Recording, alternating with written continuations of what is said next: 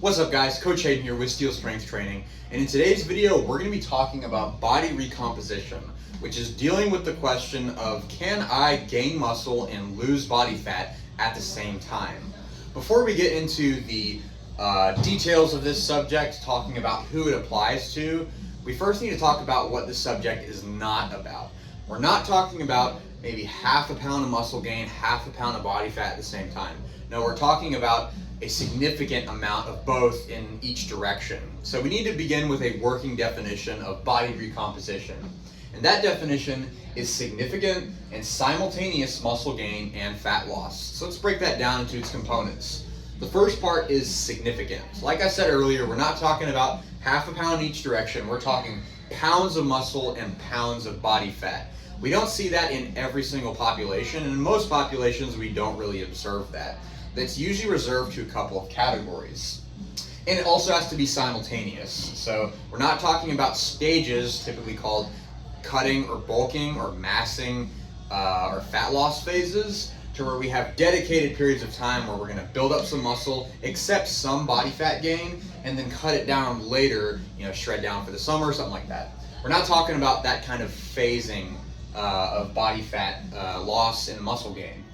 We're talking about simultaneous and significant.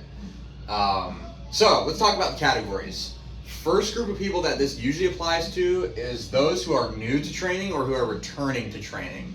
So this is why we incorporate this type of conversation with a lot of our brand new clients.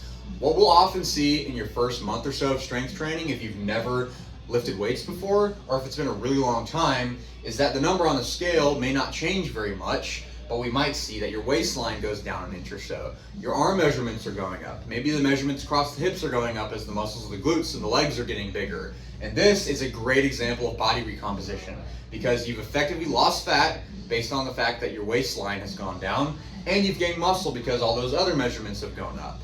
So this is very common. It's very common for us to see this in the gym. Secondly is those who have overweight or who deal with obesity. So one reason why, even if you fall into this category, and if you stay at around maintenance calories or even at a slight deficit, recomposition is very possible for you, because you have all this excess energy through that excess body fat that can then be expended and freed up to then contribute to the process of what we call muscle protein synthesis, which then helps with the muscle gain side of this equation. So, and if you compound that with the fact that, let's say that you're also new to training or you're coming back from a long layoff, you can have compounded effects of body recomposition since you fall into both categories.